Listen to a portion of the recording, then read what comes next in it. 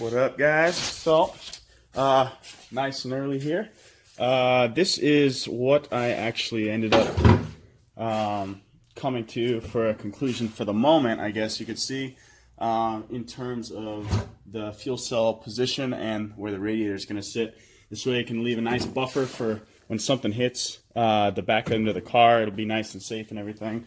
And, you know, I'm going to take that idea and flow it through to Matt Field to see exactly what he thinks about it, and then we can go from there. But it's important to have a decent plan, or at least an understanding or an idea. That way I can take it to him so that he knows what my aspect is, or my perspective is on placement and everything, and then he can add in his expertise in Formula Drift and building cars by himself to fabricate a rear end setup that's going to work for both of us. So yeah, but right now I actually have to skip what I was doing back here for the measurements on the radiator, and I'm gonna have to go to the front end of the car. I have to pull the injectors, send them out to Full Function Engineering in Arizona to get cleaned. They haven't been cleaned in about 2 years, so it's just a good peace of mind.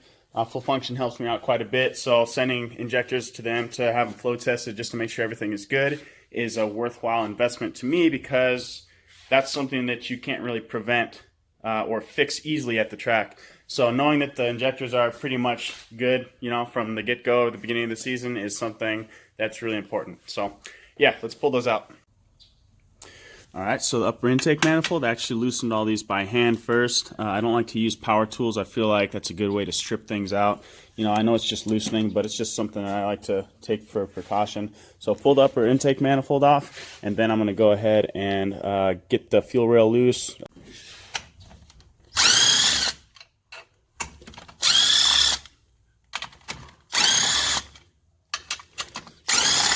Last one's going to come up, so I need to be a little careful. There we go. Perfect. And alright, so first thing you want to do when you get the upper intake manifold off is clean the surface with some brake cleaner, and then you're going to take some tape and cover the intake ports, because if you drop something down there, you're going to be royally screwed. I got the intake taped off, and now I'm going to take off the alternator real quick. I'm also going to take off the power steering and the water pump housing. I don't have to do all this stuff, but it's going to give me a lot more room, and I'm going to be upgrading a couple of these parts of the build, so it'll give me a good idea of where and what to do in terms of routing and where to place things. So small little tip that I want to share with you guys. So when you take things apart like this, always put the mounting hardware back on. That way when you get things back together, you know where to start. So I got a washer and a small screw, so I'll just put this, a small bolt, and I'm just going to put this right back on there. That way when I pull it apart and then have to put it back on, everything's where it should be.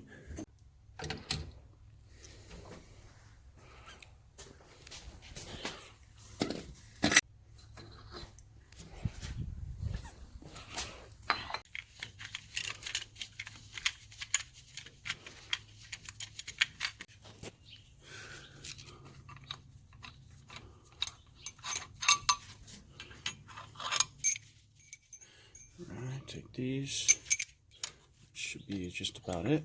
Take this.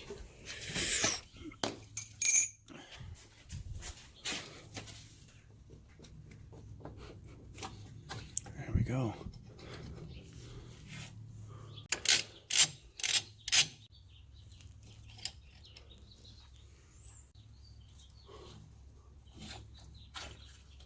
All right. Whoops.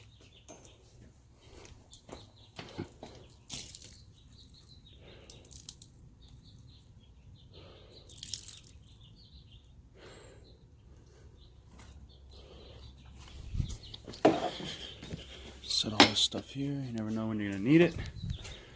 And water pump housing is now off. Awesome.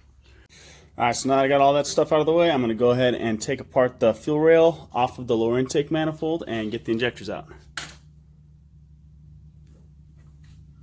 Alright, so I started to get on the fuel stuff, but I realized I still had some power steering lines hooked up, and I didn't really want the fluid all over the place, so I just went and got a little bottle that I had inside that I threw away earlier, and I hooked up to the high pressure line from the power steering rack, and then put the line straight into it just like that, and then I'm just going to rotate the tires to pressurize the steering rack, right? And it's just going to shove all that fluid down in there. I don't know if you guys can see that, but that way I don't have a bunch of fluid, or if someone comes into the garage, or if I want to rotate the wheels, it doesn't spray power steering stuff all over the place.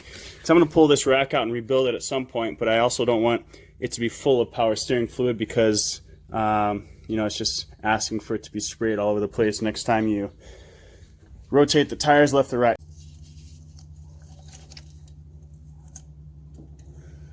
So I went ahead and got the injectors out of the rail setup right there.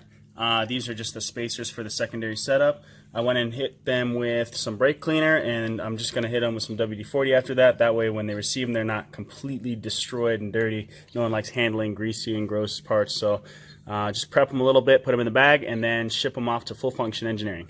So now that I got the injectors out of the lower intake manifold and the actual primary center iron right here, as you can see, there's a bunch of dirt and everything right surrounding the ports, which is like threateningly about to fall inside my engine. You can actually get it out from the inside if I were to take the lower intake manifold off, but I want to do that right now because I'm going to need that to mock up some other parts. So what I'm going to do is use this vacuum cleaner right here and just take the tip of it and go over each of the ports and the injector bungs. That way I can get most of the dirt that's, you know, threatening and or could damage the motor out before just spraying a bunch of brake cleaner on it to clean it all off.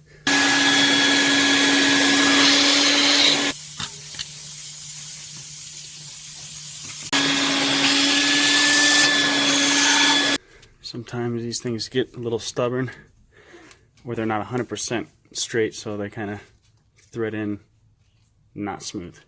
Got the old fuel system off. Pretty clean up here now. That way I can start to mock things up as to where I want to be routing them. As you can see, I put my little water port manifold on here and some AN fittings from Phoenix. So I'm not sure if I'm going to be doing the 180 like this. I might use a 90 to go out that way, depending on where it's routing. I don't want to obstruct any area where it's going to inhibit my servicing of the transmission if I have to pull it, or if the motor has to go up or down or anything. It's just best to run them on the outside away from all this cluttered area, because there's still more components you're going to have to go here, including the fuel lines, possibly some more oil lines for the turbo, water lines for the turbo possibly. So I just want it to be as clean as possible. So just mocking things up to get some energy flowing, you know, to get some ideas going on it, just to you know, really brainstorm as to what I want out of the setup and how I can do it best. So with the old setup here, I'm going to service this stuff right here. I don't know if you can see. Woo! I'm going to service all this stuff, just pull it all apart, clean everything, put it in bag. That way I can use it again at later use. I'm going to be using some new fuel rails though. These are full function rails. These are awesome. These will probably be going on my other build that I'm doing. I'm going to be using a new set of Radium Auto fuel rails that they're sending me. Those should be here pretty soon, maybe even on Monday morning. But for right now that I have all this apart, I can start cleaning. As you can see, the the side of the frame rails are really dirty. All this stuff is disgusting. So it needs a good cleaning before I start on the next step. That way I can start with a fresh mindset, you know. All right, so I know you guys probably don't want to see any of that cleaning stuff, so I'm just going to go ahead and call it episode number 2.